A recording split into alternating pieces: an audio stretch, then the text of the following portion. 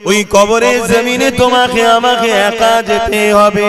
প্রতিদিন এই মাটি তোমাকে আমাকে ডাকে আর বলতে লাগে, এ মনুষ্য জাতি রে, এত অহংকারের সঙ্গে আমার বুকের ওপর দিয়ে ঘুরে ঘুরে বেড়াচ্ছিস, জানিস আমার বুকের ভেতরে তোকে একদিন আসতে হবে। আমি কবর একা থাকার জায়গা, আমি কবর পোকামাকড়ের জায়গা, আমি কবর অন্ধকার জায়গা। এই কবরে আসার আগে তৈরি হয়ে আয়, নচে তোর এখানে কিন্তু বড় কঠিন মুসিবতে পড়বি। এ যুবকেরা, তরুণীরা, বাপেরা, এখানে এতগুলো বাপ ভাই বসে আছে, মা বোনেরা দূরে দূরে আছে, কেউ কি বলতে পারবেন কালকে তো দূরের কথা, আজকে সূর্য ডুবার আগে আপনার জিন্দেগিটাও ডুবে যেতে পারে। অথচ আল্লাহ পাক কোরআনের মধ্যে বললেন, ওয়ালতানজুরু নাফসুম মা কদ্দামাত লিগাদ, প্রতিটা নফসের উচিত পরকালে বেশি বেশি করে ভাবা কি হবে আমার পরকালে। এই দুনিয়ার জিন্দেগি তো আসল জিন্দেগি নয়, আসল জিন্দেগির জন্য তো দুনিয়ার জিন্দেগিতে পরীক্ষা দিবার জন্য এসেছি। আসল জিন্দেগি যে জায়গায়, ওখানে দুটো জায়গা আছে, একটা হলো চিরশান্তির আর একটা হলো চির কষ্টের। যেমন যৌবনে যদি তুমি আমি মেহনত করে নি, তাহলে দুনিয়ার জমিনে তুমি আমি প্রতিষ্ঠিত হয়ে যাব। আর যদি যৌবনের সময় পড়াশোনা না করে খেলাধুলা করে যদি 20-30 বছর কাটিয়ে দিই, তাহলে কিন্তু পরবর্তী জীবনটা তোমার আমার বেকার হয়ে যাবে। এই দুনিয়াবি জিন্দেগিতে তুমি আমি যদি একটু কষ্ট করতে পারি, আসল জায়গা পরকালে, ওখানে তুমি আমি শান্তি পেয়ে যাব। আর এখানে যদি তুমি আমি আনন্দ ফুর্তির মধ্যে কাটিয়ে দিই, তাহলে আখিরাত তোমার আমার বরবাদ হয়ে যাবে। এ নওজওয়ানেরা, তরুণেরা, এ নবী পাকের প্রেমিকেরা, এরপরও বলে যায় আল্লাহ তওবাকারীকে বড় পছন্দ করে। যারা অন্যায় করে ফেলেছে, যারা ভুল করে ফেলেছে, যাদের অন্যায় হয়ে গেছে, ভুল খাতা হয়ে গেছে, এখনো সময় আছে, তওবা করে না।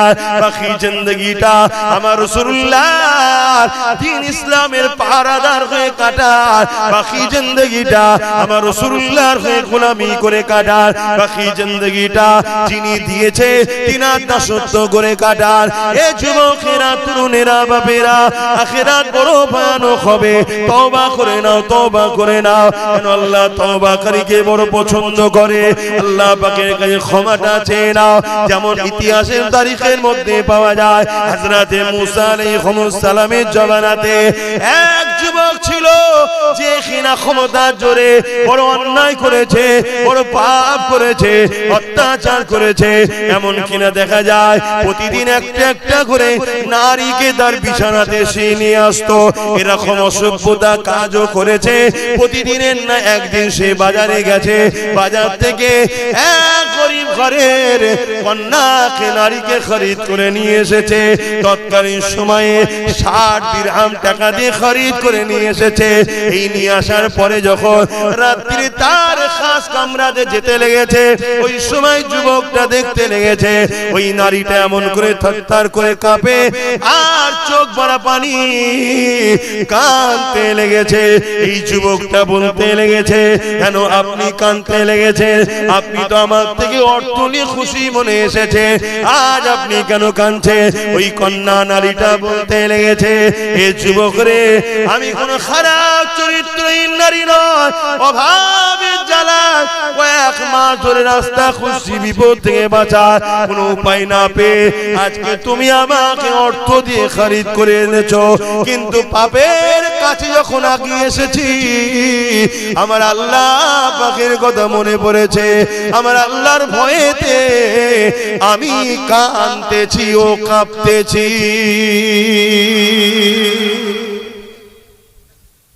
আল্লাহকে ভয় করো যুবক, আল্লাহকে ভয় করো।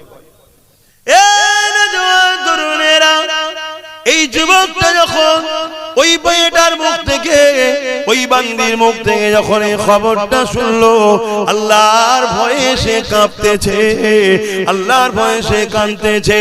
এই যুবকটার মধ্যে একটা অনুশোচনা তৈরি হলো, আরে আমি এত ধনী, আল্লাহ আমাকে এত অর্থ দিয়েছে, এত কিছু দিয়েছে, এরপরও আমার উচিত আল্লাহকে বেশি ভালোবাসা, এরপরও উচিত আল্লাহর সঙ্গে মহব্বত বেশি করা, তা না করে আমি আল্লাহ নাফরমানি করে বেড়াই। আর এই মেয়েটা এত গরিব হওয়ার পরও আমার আল্লাহকে কত ভালোবাসে, আমার আল্লাহকে কত ভয় করে, সে কিনা কোনোদিন পাপ করেনি, না ছাড়ে এসেছে, এরপরও সে কাঁদতে লেগেছে। এই দৃশ্য দেখে যুবকটার মধ্যে পরিবর্তন এসে গেছে। ওই যুবকটা ওই মেয়েটাকে বলতে লাগলো, এ মহিলা, আজ থেকে আমি তোমাকে বোন বলে সম্বোধন করলাম, তোমাকে আর অর্থ ফিরিয়ে দিতে হবে না, আমি তোমার সঙ্গে কোনো পাপ কাজে লিপ্ত হব না।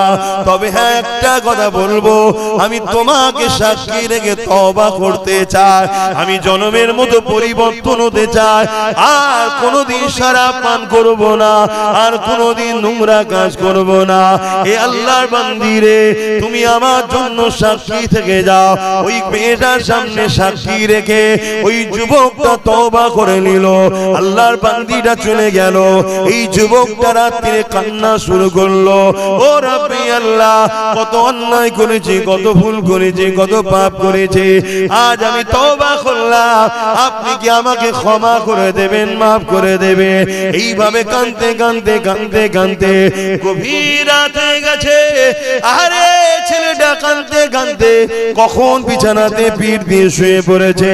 সূর্য উঠেছে, লোকেরা সবাই উঠতে লেগেছে, সূর্য উঠেছে, লোকেরা সব প্রতিবেশীরা উঠতে লেগেছে, সবাই ওই বাড়ির দিকে তাকিয়ে রয়েছে। সবাই জানে গ্রামের এই ঘরের যুবকটা বড় ক্ষমতাশালী, বড় অর্থশালী, বড় নোংরা ছেলের বিরুদ্ধে কেউ কিছু বলতে পারে না। তাই সবাই অপেক্ষা রয়েছে, না জানি আজকে আবার কোন মহিলা সর্বনাশ করলো। কিন্তু ঘরের দরজার গোড়ায় যারা আগিয়ে এসে যাবার পথ দিয়ে দেখতে লেগেছে, ঘরের দরজায় গায়েবী ভাবে লেখা হয়ে গেছে, গত রাত্রে এই যুবকটা আল্লাহ পাকের কাছে তওবা করে নিয়েছে। আর আমার আল্লাহ তওবাকারীকে বড় পছন্দ করে, আমার আল্লাহ এর গুনাহ মাফ করে দিয়েছে। এর জানাজা যারাই মরবে, আমার আল্লাহ পাক তাদেরও গুনাহ মাফ করে দেবে। অর্থাৎ ওই যে কাঁদতে কাঁদতে ঘুমিয়েছে, ওই ঘুমটা ঘুম আর ছিল না, ওই ঘুমটা যুবকের জন্য মওত হলো। ওই যুবকটা কত সৌভাগ্যবান, মরণের আগে তওবা করে নিল, আল্লাহ তাকে মাফ করে দিল। আমি কখন মরবো আমি জানি, বলো আপনারা জানেন? আপনি কখন মরবেন কেউ জানে? কালকের অপেক্ষা নয়, আজকেই তওবা করুন। না, আবু জেহেলকে নবী কম চেষ্টা করেছে, নবী চেষ্টা করেছে। নবী যার মুখের কথা তো দূরের কথা, অন্তরে শুধু বলেছে আল্লাহ কাবাকে যদি কিবলা বানিয়ে দিতেন, মসজিদ আকসা থেকে মুখটা ঘুরিয়ে নিয়ে কাবাকে যদি কিবলা বানিয়ে দিতে, ইব্রাহিম নবীর বানানো ঘরটা, আমি রাসূলুল্লাহ বড় খুশি হতাম। নামাজের মধ্যে হৃদয়ের মধ্যে শুধু ভেসে উঠেছে, আমার আল্লাহ জিবরাইলকে পাঠিয়ে দিল, এ জিবরাইল জলদি করে যাও, আমার হাবিবকে যে জানিয়ে দাও আমি আল্লাহ আমার হাবিবের মনের আশাকে কবুল করেছে। দূরে কাত নামাজ পড়া হয়ে গেছে, এখনো দূরে কাত বাকি আছে, বাকি দূরে কাত। আমার হাবিব যেদিকে খুশি, আমি আল্লাহ বা সেদিকে খুশি। কাবার দিকে মুখ করে কিয়ামত পর্যন্ত এটাই কিবলা হয়ে গেল। যে রাসূলুল্লাহ মুখ দিয়ে বলেন, অন্তরের মধ্যে উদিত হয়েছে। আল্লাহ সঙ্গে সঙ্গে নামাজের মধ্যে যে না 4 রাকাত হয়ে যায়, পরে রক্ত থেকে হবে খলি, না না না বন্ধু, তুমি যখন চেয়েছো এখনই কিবলা বানিয়ে দিলাম। সেই সেই রাসূলুল্লাহ আবু জেহেলকে কত বুঝিয়েছে, কত পরিবর্তনের জন্য চেষ্টা করেছে, কিন্তু আল্লাহ জানিয়ে দিয়েছে হাবিব যার অন্তরে আমি মোহর মেরে দিয়েছি সে কখনো পরিবর্তন হতে পারবে না। এ যুবক পরিবর্তন হও গো, তওবা করো, চেষ্টা করো, আল্লাহর কাছে সিজদায় পড়ে কাঁদো, ও রাব্বি আল্লাহ কেন আমি গান শুনতে চলে যাই, কেন আমি ফাংশনে চলে যাই, কেন আমি নামাজ থেকে দূরে থাকি, কেন আমি গান শুনি ভুল রাস্তায় যাই, ও রাব্বি আল্লাহ কেন আমি জালিমদের সঙ্গে দল করে ফেলেছি, এখনো কেন মন যাচ্ছে তাদের সঙ্গে যাবার, এখনো কেন মন যাচ্ছে হারাম অর্থের দিকে। এইভাবে আল্লাহর কাছে পানা চাও, সাহায্য চাও, কেননা আজ যদি তুমি সাহায্য না চাও, পানা যদি না চাও, মনে রেখে দিও ভাইদান ময়দানে মাশরটা বড় ভয়ানক হবে, যেদিনে তোমার পাশে কেউ দাঁড়াবার থাকবে না, ওই দিনে তোমার ফের কথা বলারও কেউ থাকবে না, ওই দিনে কারো কোনো জোর চলবে না। আমার আল্লাহ শুধু বলে দেবে যাও তোমাকে আমি জান্নাতি করে দিলাম, রুকারও কেউ থাকবে না। আর যাকে বলবে যাও তোমাকে জাহান্নামী করে দিলাম, ওই জায়গাতে কোনো রকম আর গুঞ্জাইশ চলবে না। পা দুটো আসমানের দিকে করে জমিনের দিকে পা করে দিয়ে মাথা করে দিয়ে ঘিসড়ে ঘিসড়ে জাহান্নামে নিয়ে যাওয়া হবে। এ যুবক আল্লাহকে ভয় করো। তবে বাবেদের মায়েদের যুবকদের বলে দিয়ে যায় দুনিয়াতে আল্লাহ পাক ছাড় দিয়েছে, ছেড়ে কিন্তু দেয়নি। একটা দিন আল্লাহ পাক তোমাকে আমাকে উঠাবে, ওই দিনটা হবে ময়দানে মাশর, যে দিনে আল্লাহ পাক জিবরাইল আলাইহিস সালামকে বলবে এ জিবরাইল আমার জাহান্নামকে নিয়ে এসে আমার আরশের পাশে বেঁধে দাও। হযরত জিবরাইল আলাইহিস সালাম চলে যাবে, জাহান্নামকে নিয়ে এসে আরশের পাশে বেঁধে দেবে। ৭০,০০০ জিনজিল দিয়ে আল্লাহ পাকে জাহান্নামকে বাঁধা হবে। এক একটা জিনজিলে ৭০,০০০ করে ফেরেশতা ধরে রাখবে, তথাপিও জাহান্নামকে ধরে রাখতে পারবে না। জাহান্নাম লম্বা লম্বা জিভ বার করে গুনাহগার উম্মতিদেরকে ধরতে যাবে। এ যুবকের এই দিনটা তো কঠিন দিন হবে, যে দিনেতে বাপ নিজের ছেলেকে জমিনে শুইয়ে তার বুকের উপরে পা দিয়ে দাঁড়িয়ে যাবে, যে দিনেতে ছেলে তার বাপকে জমিনে শুইয়ে তার বুকের উপরে পা দিয়ে দাঁড়িয়ে যাবে, যে দিনেতে মা মেয়ের বুকের উপরে পা দিয়ে দাঁড়িয়ে যাবে, মেয়ে নিজের জনম দুঃখিনী মাকে জমিনে শুইয়ে দিয়ে তার বুকের উপরে পা দিয়ে দাঁড়িয়ে যাবে। এক কথাই যার উপরে যার জোর চলবে তাকে জমিনে শুইয়ে দিয়ে তার বুকের উপরে পা দিয়ে দাঁড়িয়ে যাবে। সাহাবা হুজুররা বলতে লাগলে ইয়া রাসূলুল্লাহ হাবিবাল্লাহ এইরকমটা কেন হবে? আল্লাহ নবী জানিয়ে দিলেন বাবা সাহাবারা, লোহা যেমন আগুনে দিলে পুড়ে পুড়ে লাল হয়ে যায়, সূর্য সেদিন মাথায় রাখবে দেখতে লেখা তো পরে আল্লাহ নামিয়ে দেবে, সূর্যের 12 গুণ তাপ আল্লাহ বাড়িয়ে দেবে। এই সূর্যের তাপেতে জমিনটা পুড়ে পুড়ে লাল হয়ে যাবে, এই জমিনে দাঁড়াতে পারবে না। এই যার উপরে যার জোর চলবে তাকে জমিনে শুইয়ে তার বুকের উপরে পা দিয়ে দাঁড়াবে। কি হবে এই দিনে যুবক ভাবো, তোমার কোন দাদা এদিন তোমাকে বাঁচাবে, তোমার কোন দিদি এদিন তোমাকে বাঁচাবে? কেন তারাতে গিয়ে থেকে কনফার্ম টিকিটে জাহান্নামের লাইনে থাকবে, তারা তো তোমার আমার কাতারও তাকে থাকবে না।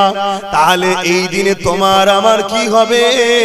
এই দিনে যখন আল্লাহ জিজ্ঞাসা করবে এ বান্দারে হাত দিয়েছিলাম আমি, আমার জন্যই হাতে কি করেছি বল?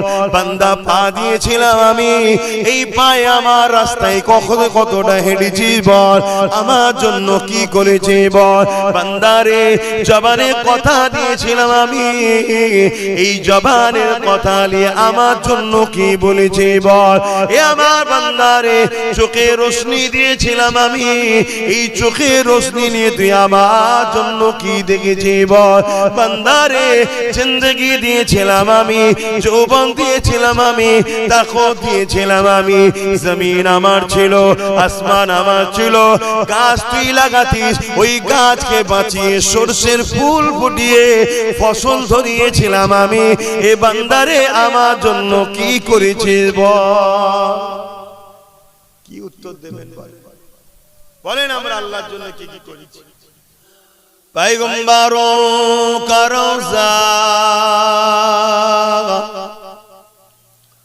दिखा दे खुदाया, दरे मोदद से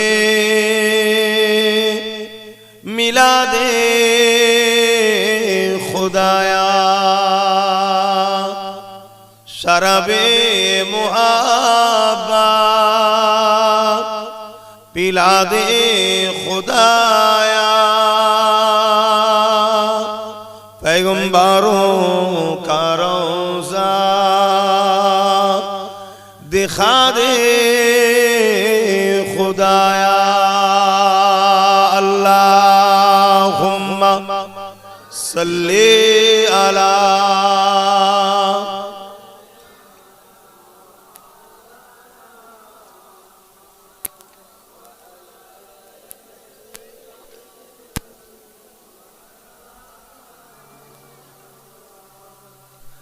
मदगारे जिसी का रसूले खुदा हो, उसे और हिम्मत का परवाह किया है। मदद को चले आएंगे कमली वाला, डूबते डूबते ही संभल जाएगा। अल्लाहुम्मा सल्ली अला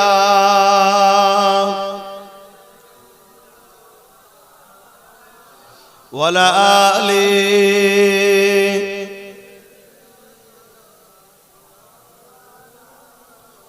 कलमे ला इलाहा इल्लल्लाह, ला इलाहा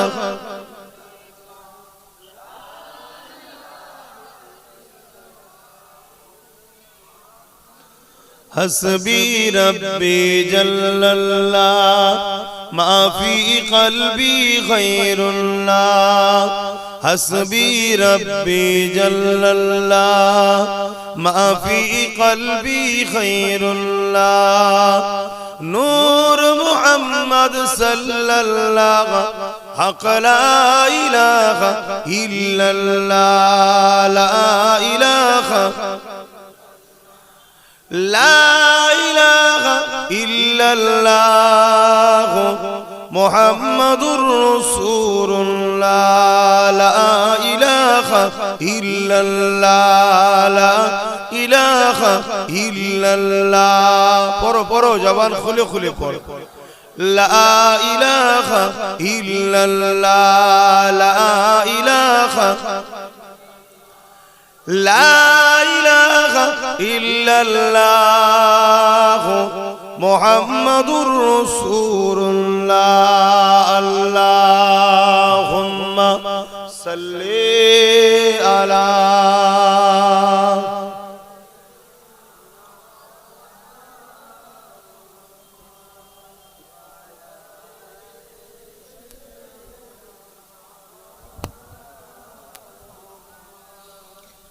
وقال الله تعالى في كلام المزيد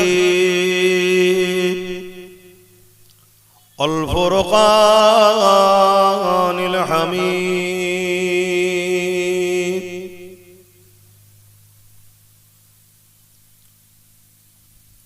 قل إن كنتم تحبون الله فاتبعوني يحببكم الله ويغفر لكم ذنوبكم والله غفور رحيم। উপস্থিত আমার আব্বা জানেরা, আমার নওজোয়ান তরুণেরা, যুবকেরা, ছোট ছোট বাচ্চারা, উলামা হযরত, হাফেজে কোরআন, নামাজি, মুত্তাকি, পরহেজগার ইমাম সাহেবগণেরা, দূর দূরান্তে অবস্থিত আমাদের সকলের মা ও বোনেরা,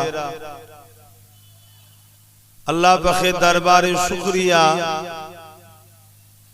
এই শীতের দুপুরে খাটাখাটির মানুষ আপনারা কাজ কাম করে এসে কোন রকম দুটো খাওয়া দাওয়া করে একটু শীত ঘুম বিছানায় পেট না দিয়ে আপনারা জান্নাতের বাগানে এসে বসেছেন। আল্লাহ যে আপনাদেরকে নিয়ে এসে বসার তৌফিক দিয়েছেন, তাই সকলে একটু জবান খুলে মহান স্রষ্টা শুকরিয়া আদায় করে বলি আলহামদুলিল্লাহ। হয়তো একটু বিছানায় পিঠ দিলে একটু আরাম হতো, কিন্তু মনে রাখবেন এই জান্নাতের বাগানে কি হলো, মাইকে সমস্যা হচ্ছে কেন? এই জান্নাতের বাগানে বসা তরুণ আল্লাহ আমাদের ছোট ছোট গুনাহগুলো মাফ করে দিয়ে থাকেন। জোরে বলুন সুবহানাল্লাহ। আল্লাহ নবী আরো বলেছেন, যেখানে কোরআনের মাহফিল দেখবে, দ্বীন ইসলামের মাহফিল দেখবে, সাহাবা হুজুরদের বলেছেন ওটা হলো জান্নাতের একটা টুকরা বাগান, ওখানে গিয়ে তোমরা বসবে। সাহাবা হুজুররা জিজ্ঞেস করলেন বসলে কি হয়? আল্লাহ নবী বললেন, আমার আল্লাহ তাদের উপরে রাজি ও খুশি হয়। জোরে বলুন সুবহানাল্লাহ। হয়তো ঘরে থাকলে একটু বিছানায় পিঠ দিলে জানটা আরাম হতো, কিন্তু এখানে বসে আল্লাহকে রাজি খুশি করতে পেরেছি। আর আমার আল্লাহ যাকে যত পরীক্ষা নেবে, ভালোবাসবে, তাকে দুনিয়ায় কিন্তু তত বেশি কঠিন পরীক্ষাও নেবে। এটা নিয়ম। আপনি ভাববেন না এমনি এমনি জান্নাত পেয়ে যাব। আপনি ভাবছেন না কি এমনি এমনি আপনারা ইসলাম পেয়ে গেছেন। অনেক ঝড়, অনেক বাধা, অনেক পাহাড় অতিক্রম করে আজ আপনাদের এলাকায় ইসলাম এসেছে। আর আমার আল্লাহ পাকের সিস্টেমই এটা। দেখে দাও, আমার আল্লাহর সিস্টেমই এটা। আল্লাহ যাকে যত ভালোবাসে তাকে তত বেশি কঠিন পরীক্ষায়, কঠিন কাজে, কঠিন মুসিবত দিয়ে আজমাই, পরীক্ষা নেয়। প্রত্যেকটা নবী আলাইহিস সালামকে আল্লাহ পরীক্ষা নিয়েছে। এমনি এমনি তারা কামিয়াবি হয়নি।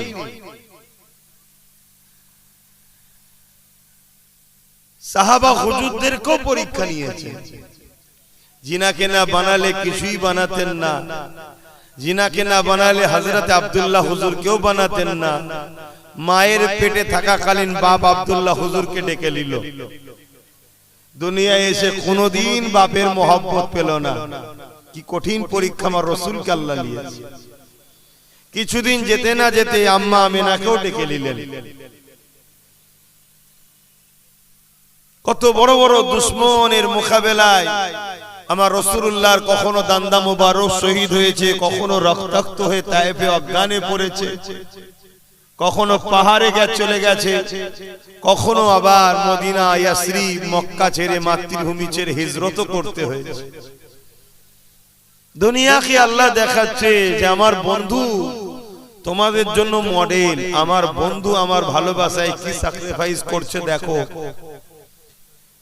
কত ত্যাগ স্বীকার করছে দেখো। আর তুমি কে তাহলে? তুমি কি ভাবছো আমি এমনি এমনি জান্নাত চলে যাব? যার জন্য জান্নাত বানালাম, যার জন্য কায়নাত বানালাম, সে আমার প্রেমে কি কুরবানি দিচ্ছে দেখো। আর তুমি আব্বাস সিদ্দিকী দাদা হুজুরের আওলাদ হয়ে নবীর খানদান হয়ে মনে করেছে এমনি এমনি জান্নাত চলে যাবে? তুমি 5 ওয়াক্ত নামাজ পড়ে একটু মুখে দাড়ি মাথায় টুপি দিয়ে একটু তাসবিহ তাহলিল পড়ে মনে করছো আমি জান্নাত চলে যাব? তাহলে ইমামে হোসাইন কারবালায় কি করতে গিয়েছিল? নামাজ পড়তো না, তাসবিহ ছিল না, হজ ছিল না। আমার আল্লাহ বলছেন আমি যাকে যত ভালোবাসি তাকে তত কঠিন পরীক্ষা নিই। সাহাবা হুজুররা কখনো কখনো কাঁদতেন নবীর দরবারে, হুজুর আমাদের বড় ভয় লাগছে, আল্লাহ কি আমাদের উপরে নারাজ হয়ে গেলেন? আল্লাহ কি আমাদের উপরে বেজার হয়ে গেলেন? আল্লাহ নবী বলতেন কেন? হুজুর অনেক দিন হয়ে গেল কোনো বিপদ আসেনি আমাদের উপরে। ভাবছেন আমি কি বলছি? কোনো মুসিবত আসেনি, কোনো পরীক্ষা আসেনি, বড় আরামে আছি হুজুর। তা আমাদের বড় ভয় হচ্ছে আল্লাহ কি নারাজ হয়ে গেল? আর আমরা সবাই চাই একটু আরামের জন্য। আর সাহাবা হুজুররা কদিন যদি একটু আরাম পায় অমনি রাসূলুল্লাহর কাছে গিয়ে কাঁদে আর বলে হুজুর আমরা কি ভুল করলাম? আল্লাহ কি নারাজ হয়ে গেলেন? আমাদেরকে কি অপছন্দ করে নিলেন? হায় রে জিন্দেগি, এটা তো পরীক্ষার জায়গা, এটা তো পরীক্ষার সেন্টার দুনিয়া। এখানে আপনি যদি ভালো ভাবে পরীক্ষা দিতে পারেন রেজাল্ট আউট হবে। সুম্মা নুফিকা উখরা ফাইযা হুম কিয়ামুন ইয়ানজিরুন। ময়দানে মাশর যেদিন সবাইকে উঠানো হবে সেই দিন রেজাল্ট আউট হবে। যারা নেক আমল করেছে তাদেরকে ডান হাতে দেওয়া হবে, যারা বদ আমল করেছে বুকের ভেতর দিয়ে হাত ঢুকিয়ে পিছনে বার করে বাঁ হাতে দেওয়া হবে। যে দিনটা কত কঠিন হবে। আজ আব্বাস সিদ্দিকী বুঝাচ্ছে, উলামারা বুঝাচ্ছে, তবে হক উলামা, উলামাদের মধ্যে আবার দুটো শ্রেণী আছে, একটা খায়রুল উলামা, একটা শাররুল উলামা। যে উলামা কথা বলবে আল্লাহর রাসূলের জন্য সে হলো খায়রুল উলামা। আর যে উলামা ইলম শিক্ষা করে দুনিয়া তাগুতি শক্তির পক্ষে দালালি করবে সে হলো দুনিয়াদার উলামা। খায়রুল উলামাদেরকে আল্লাহ এত শান দিয়েছে, হাক্কানি উলামা যারা, যাদের মধ্যে আলে ইলম ও ইলমানে দুটো এলেম আছে, তাদেরকে আল্লাহ এত শানওয়ালা করেছে। কোন কবরবাসীর পাশ দিয়ে যদি যায় আর কবরে যদি আযাব হয়, এই চলে যাবে হেঁটে 40 দিন গোরের আযাবকে আল্লাহ মাফ করে দেবে। জোরে বলুন সুবহানাল্লাহ। আল্লাহর পক্ষে নবীর পক্ষে যে উলামা, অর্থাৎ মুখ খুললে উদ্দেশ্য থাকবে আল্লাহর জন্য, রাসূলের জন্য। মান আহাব্বা লিল্লাহ ওয়া আবগাদা লিল্লাহ ওয়া আতা লিল্লাহ ওয়া মানআ লিল্লাহ ফাকাদ ইস্তাকমালাল ঈমান। এই উলামা যারা হবে ময়দানে মাশরে আল্লাহ তাদেরকে প্রথমেই ঘোষণা দেবে, আমার উলামা বান্দারা এখানে তোমাদের দাঁড়াবার জায়গা নয়, তোমরা এই কঠিন দিনে দাঁড়াতে হবে না, যাও তোমরা সব জান্নাতে চলে যাও, বেহিসাব জান্নাতি তোমরা। জোরে বলুন সুবহানাল্লাহ। তারা যখন জান্নাতে যাবে একদল লোক তাদেরকে আবার ধরবে, যাচ্ছেন কোথায়? না আল্লাহ আমাদেরকে জান্নাত যেতে বলেছে, ওয়াদা ভঙ্গ হচ্ছে না কেন? আপনি তো দুনিয়ায় ওয়াজ করেছিলেন আল মারউ মা মান হাব্বা। বুখারী শরীফের হাদিস, এক গ্রাম্য মানুষ রাসূলকে জিজ্ঞেস করছে, হুজুর কিয়ামত কবে হবে? আল্লাহর নবী বলছেন মাআদাতলাহা, এই ছেলে কিয়ামতের জন্য কি করেছো? ফাকাম আদাতুলাহা কাসীরা সালাতি ওয়া সিয়ামি। ইয়া রাসূলুল্লাহ বেশি বেশি নামাজ রোজা করতে পারিনি, ইল্লা তবে আন ইউহিব্বুল্লাহ ওয়া রাসূলুহু, আল্লাহ ও রাসূলকে অন্তর থেকে ভালোবাসি। জোরে বলুন সুবহানাল্লাহ। আল্লাহ নবী বলেছিলেন আল মারউ মা মান হাব্বা, দুনিয়ায় যে যাকে ভালোবাসবে পরকালে সে তার সঙ্গে জান্নাতে যাবে। জোরে বলুন সুবহানাল্লাহ। আপনারা উলামারা এই হাদিস শোনাতেন, আমিও শোনালাম এখন। আজকে আমাদেরকে বাদ দিয়ে যাচ্ছেন কেন? আমরা তো আপনাদের ভালোবাসতাম, প্যার করতাম। আপনারা যেখানে আসতেন আমরা খাওয়া দাওয়া ছেড়ে দিয়ে জড়ো হতাম, আপনাদের তাকবীর দিতাম, আপনাদের জন্য কি না করেছি, আপনাদের বিষয়ে কথা বললে মারপিটও করে ফেলেছি। কেন? আপনারা আল্লাহ ও রাসূলের পক্ষে ছিলেন তাই। তা আজকে আপনারা জান্নাতে যাচ্ছেন, তা আমাদেরকে বাদ দিয়ে যাচ্ছেন কেন? আপনারা তো বলেছিলেন দুনিয়ায় যে যাকে ভালোবাসবে পরকালে তার সঙ্গে থাকবে। তা আমরা ভালোবাসি তো, আপনারা আমাদেরকে নিয়ে যাবেন না কেন? শুনছেন তো আপনারা? এ যুবক, কাদেরকে ভালোবাসতে হয় দেখো, কাদের সঙ্গে উঠা বসা করা দরকার দেখো, কাদের সঙ্গে বন্ধুত্ব করতে হয় দেখো।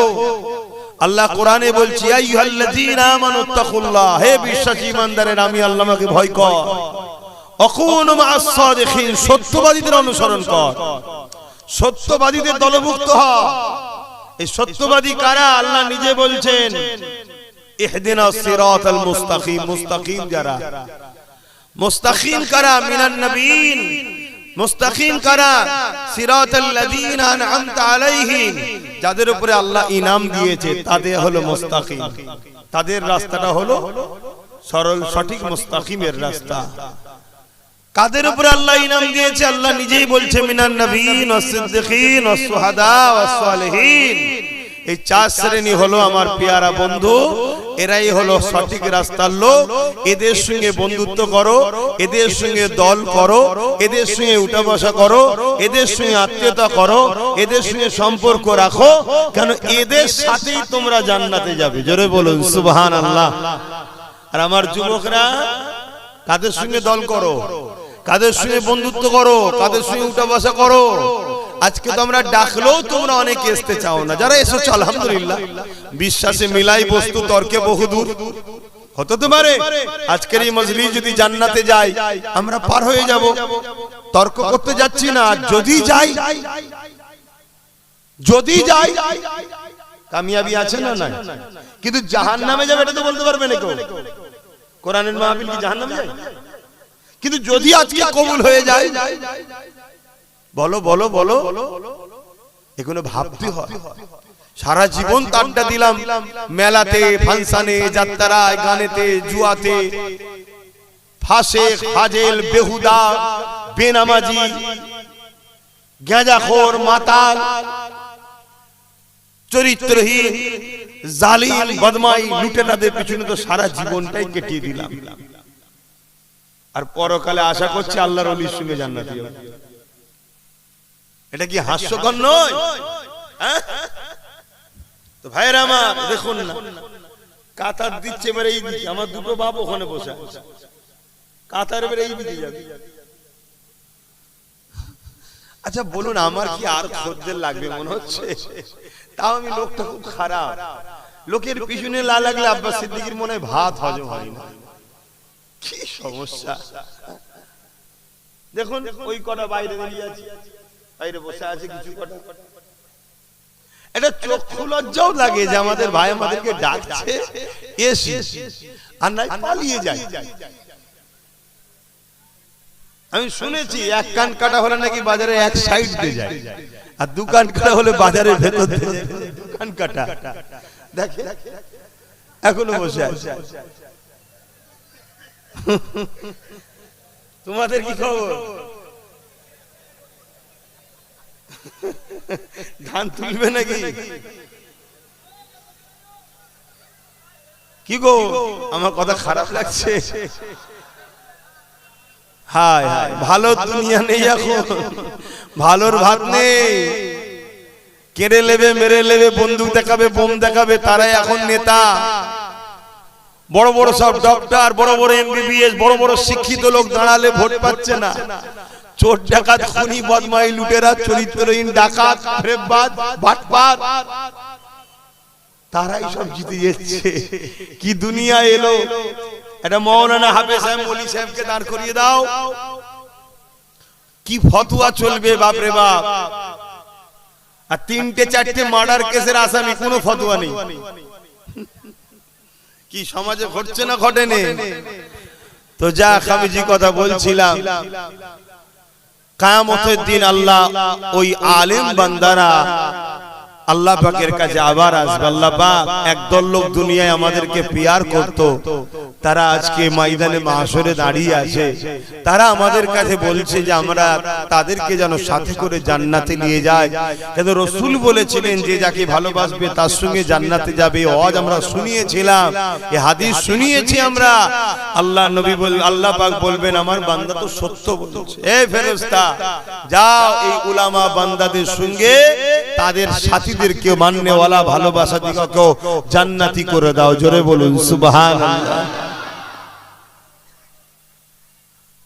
ওই ছেলেটা ওকে হাত ধরে টানছে, বলছে আয় জান্নাতে আয়, আয় জান্নাতে আয়। ও বলছে আমি জান্নাতে যাব না, কপাল ফাটা জাহান্নামে যা, তাহলে কি কপাল ফাটা জাহান্নামে যা, তাহলে যাবি নি যখন কি করবি। বাবেরা আসি খুশিতে বলছি ঠিকই।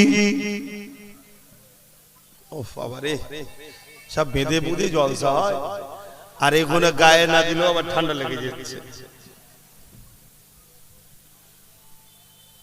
কিয়ামত তো কঠিন হবে, মাথার এক বেগদা ইখতিলা এক হাত উপরে আল্লাহ সূর্য নামিয়ে দেবে।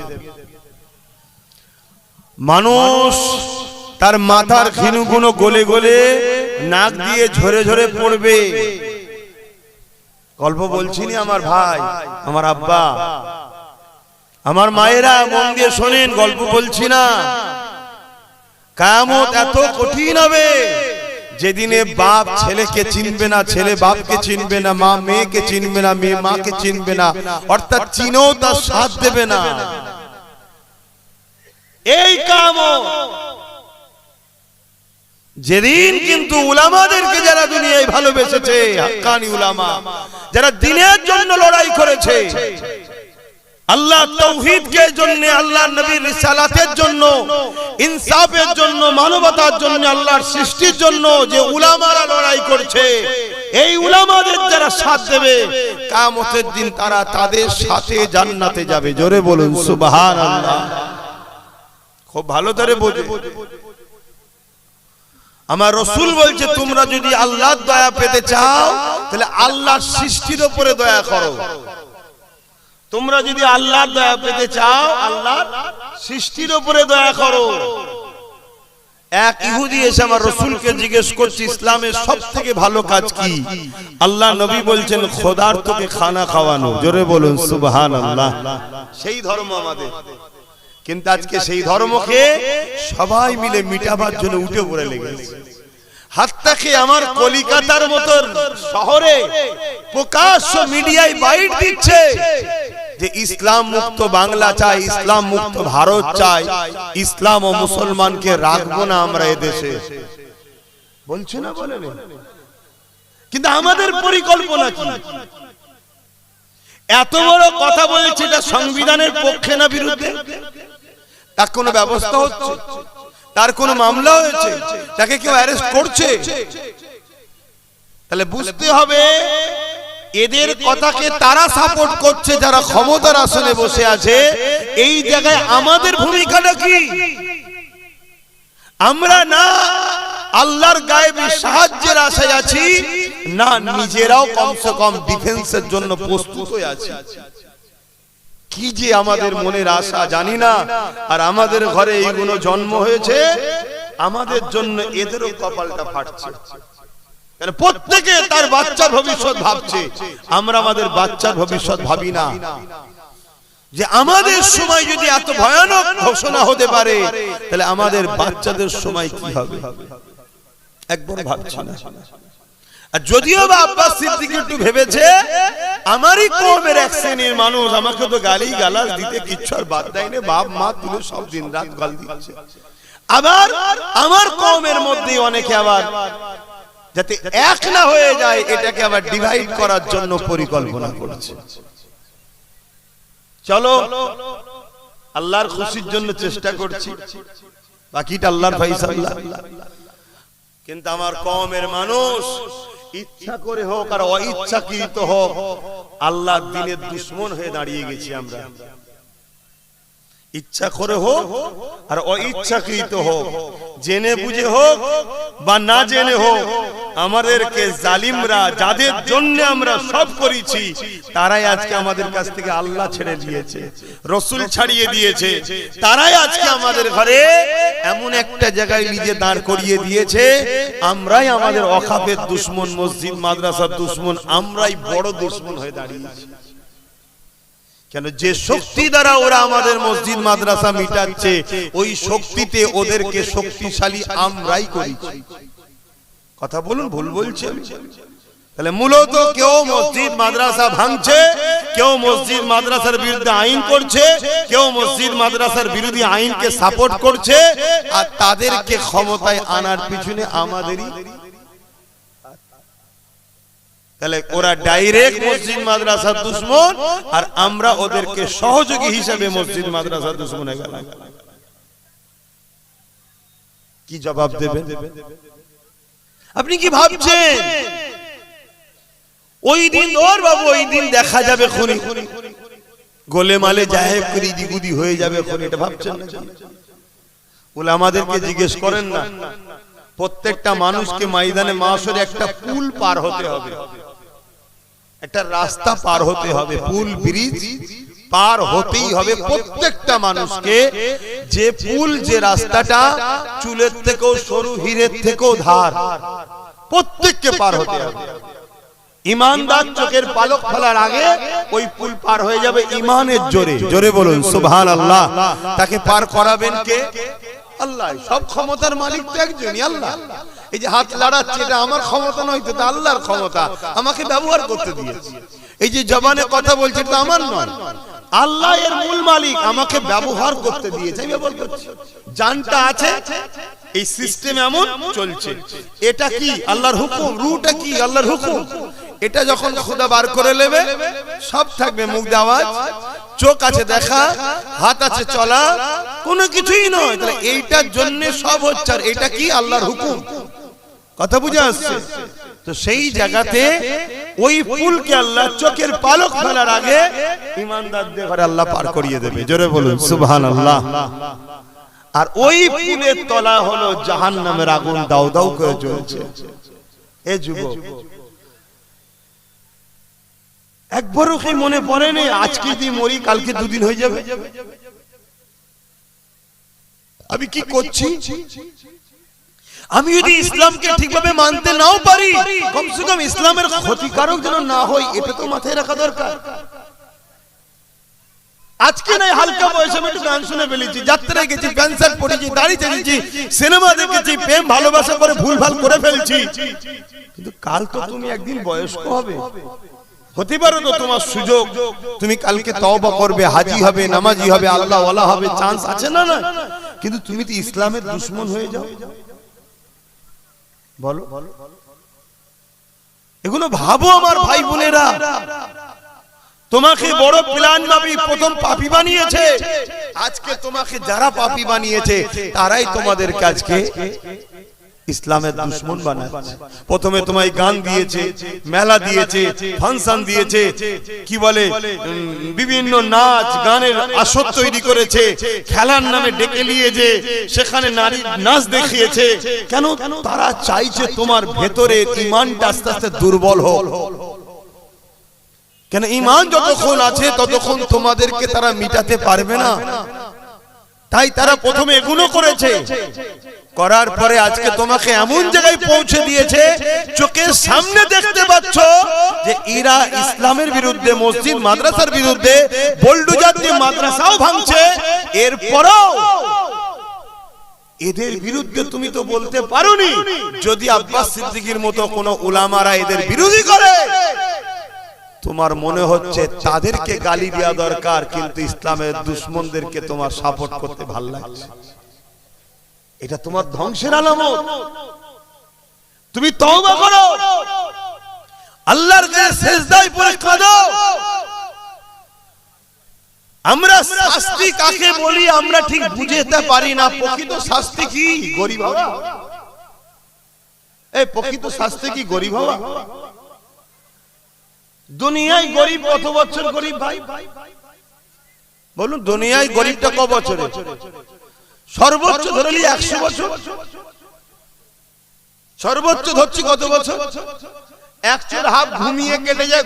ঘুমিয়ে থাকলে কি গরিব হয়? 50 বছর, 50-এর মধ্যে 15 বছর শিশু বয়স কাটে। বড়লোক গরিব কিছু বোঝে না। তাহলে সামান্য জিন্দেগিটা গরিবি। অথচ কিয়ামতের দিন গরিবরা ধনীদের থেকে 500 বছর আগে জান্নাতে যাবে। জোরে বলুন সুবহানাল্লাহ। আর এই 500 বছর ধনীরা ময়দানে মাশরে থাকবে। যেদিনটা কত কঠিন হবে বুঝতে পারছেন তো? খুব ভালো করে বোঝেন। কিন্তু আজকে দুনিয়ায় প্রকৃত আল্লাহ পাকের আযাব শাস্তি হলো কি? আল্লাহ যদি তোমাকে, খুব ভালো করে শোনেন, আল্লাহ যদি আপনাকে, আপনাদেরকে বা কাউকে তার থেকে দূরে সরিয়ে দেয়, এর থেকে বড় শাস্তি আর কি হতে পারে? যে আল্লাহ চাই না তুই আমায় সেজদা দে। শুনছেন? আল্লাহ তোমাকে সেজদা দিবার সুযোগ দিচ্ছে না, যে তুই আমায় সেজদা দে, এই সুযোগটা আল্লাহ তোমায় দেয়নি। বলো এর চেয়ে বড় কষ্ট দুঃখ আর কি হতে পারে? যে আমার প্রভু, আমার স্রষ্টা আমার সেজদা সে পছন্দ করে না, তাই আমাকে সুযোগও দেয় না দিবার। কিছু বুঝাতে পারছি তো নাকি? আল্লাহ চাই না তুই মসজিদে আয়, আল্লাহ তোমাকে তার থেকে সরিয়ে দিচ্ছে, তোমার খেয়ালই নাই। এর চেয়ে বড় আর কি কষ্ট হতে পারে? যে আমার রব, আমার স্রষ্টা আমার উপর খুশি নয়। একটা ব্যক্তি, মন দিয়ে শুনুন, একটা ব্যক্তি ফজর বেলা সুন্নাত নামাজ পড়ে ফজরের ফরজ নামাজের অপেক্ষায় বসে আছে। কখন ঘুমিয়ে পড়েছে। এমন সময় ঘুম ভেঙেছে ফজরের ওয়াক্ত বা শেষ হব, তাড়াতাড়ি উঠে উযু না করেই নামাজ পড়ে নিয়েছে। সারা দিন তার বড় ভয়ে ভয়ে কেটেছে যে আমি বিরাট বড় ভুল করেছি, আমার উপর হয়তো আল্লাহর আযাব হবে। কিন্তু কিছুই হয়নি। শুনছেন? ও পরের দিন কি করেছে? ইচ্ছা করে ঘুম থেকে উঠে উযু না করেই নামাজ পড়েছে, সুন্নত ফরজ।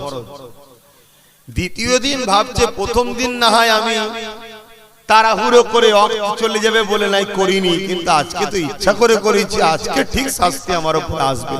সারা দিন কেটে গেল, রাত এলো, ঘুমিয়ে পড়লো, কিছুই হয়নি। তারপরের দিন সংসার জীবন ছিল, স্ত্রীর কাছে কাছে গোসল ফরজ হয়েছিল, গোসল ফরজটা আদায় না করে ওই অবস্থাতেও নামাজ পড়েছে। শুনছেন? আজকে কিন্তু ভাবছে আমার রেহাই নাই, কিন্তু কিছুই হয়নি।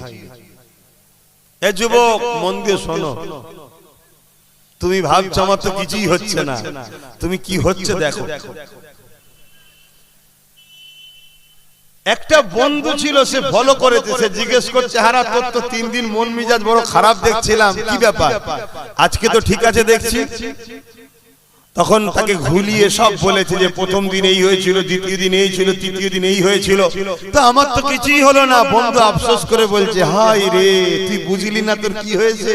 বলছে কই কিছুই হয়নি। তখন বন্ধু জিজ্ঞেস করছে, কি হলে তুই ভাবতিস? আমি ভেবেছিলাম হয়তো আমার হাত ভেঙে যাবে, পা ভেঙে যাবে, কি অ্যাক্সিডেন্ট হবে, কি কোনো বিমারে পড়ে যাব, কি আসমান থেকে কিছু আমার উপরে আযাব আসবে, কই কিছুই হলো না তো। তখন বন্ধু আফসোস করে বলছে, যদি এগুলো কাজ হতো তাহলে হালকার উপর দিয়ে হতো, অনেক বড় শাস্তি আল্লাহ তোকে দিয়েছে, তুই বুঝতে পারিসনি। কি শাস্তি? আল্লাহ তোকে ইসলাম থেকে বার করে দিয়েছে, তোর খেয়ালই নাই। শুনছেন কি বলছি? আমার কওমের ছেলে যুবক, তুমি ভাবছো আমি গান শুনছি, ফাংশনে যাচ্ছি, যাত্রায় যাচ্ছি, মসজিদের দুশমনদের সঙ্গে দল করছি, মাদ্রাসার দুশমনদের সঙ্গে যাচ্ছি, কই আমার তো কিছুই হচ্ছে না। আমি লোককে মারি, গরিবকে মারি, একে মাথা ফাটাই, ওর জমি দখল করি, আমার তো কই কিছুই হচ্ছে না। এমন তো নয়, আল্লাহ তোকে ইসলাম থেকে বার করে দিচ্ছে। আর যে ইসলাম থেকে বেরিয়ে যাবে তার কবরে ঢোকার সাথে 99টা সাপ দেবে, দুমুখো সাপ আসবে এবং তাকে সারা জীবন জাহান্নামে জ্বলতে হবে। আর একজন গুনাহগার যদিও জাহান্নামে ঢোকে, আযাব খাটার পরে একদিন না একদিন বেরিয়ে এসে আসবে, কিন্তু বেঈমান যে ঢুকবে, ইসলাম থেকে যে বেরিয়ে যে ঢুকবে, সে কোনোদিন আর জাহান্নাম থেকে বেরোতে। তোমার আমার কি একটু ভয় লাগছে না? হায় হায় হায়, যখন এসব গুলো দেখি, আলোচনা করি আর ভাবি আল্লাহ এরকম হয় কেন? আবার কোরআনে সূরা বাকারার কথা মনে পড়ে যে আল্লাহ বলছেন খতামাল্লাহু আলা কুলুবিহিম, যাদের অন্তরে আল্লাহ মোহর মেরে দেয় তারা পরিবর্তন হবার নয়। আল্লাহ রাসূল বললেন আখিরি জামানায় একটা দিন আসবে আমার উম্মতরা প্রচুর মার খাবে। শুনছো তো আমার জীবন? এই ভাইরা শুনছো তো নাকি? আল্লাহ নবী বললেন একটা সময় আসবে আখিরি জামানায় আমার উম্মতরা প্রচুর মার খাবে। এমন কি রাসূল বলেছেন ক্ষুধার্ত পশুরা যেভাবে খাদ্যের উপরে খাদ্যের উপরে ঝাঁপিয়ে পড়ে, আমার উম্মতের উপরে একদল মানবরূপী পশুরা ঝাঁপিয়ে পড়বে। আজকে বিভিন্ন জায়গায় মব লিঞ্চিং করে আমাদেরকে হত্যা করা হচ্ছে না? কথা বলেন, হচ্ছে না? হয়নি? কন্টিনিউ হচ্ছে, রোজ হচ্ছে। আরে মিডিয়ায় তো খুব কম আছে, এর থেকে আরো হাজারো গুণ হচ্ছে। যে কোন আমরা মিডিয়ায় দেখছি এটা তো খুব কম, এর থেকে আরো হাজারো গুণ মেরে ফেলে সব মেরে ফেলছে। আর যারা মারছে তাদের পিছনে শাসকদের হাত আছে। শাসক বলছে চিন্তা করিস না, খুব যদি বড় আন্দোলন হয় তোকে ধরে কোন রকম নিয়ে আসবো, শুধু আন্দোলনটাকে ট্যাকেল করার জন্য হালকা ধারা দেবো, টুক করে বেরিয়ে চলে যাবি, আবার কি মারবি? শুনছেন তো নাকি? কিছুদিন আগে দেখলেন না আমারই বাংলাতে ওই কে যেন প্যাটিস নাকি বিক্রি করতে গিয়ে মার খেলো? দেখেছেন তো নাকি? তবে মার খাওয়ার কপালও করেছি আমরা, কি করা যাবে? তো মার খেলো, খাবার পরে একটা চারিদিকে ঝড় উঠেছে, নিন্দার ঝড়। মমতা দেখছে রে মোল্লা দত দিদি না কেস দিই না ধুরি, তাহলে তোমার ভোটটা চলে যাবে।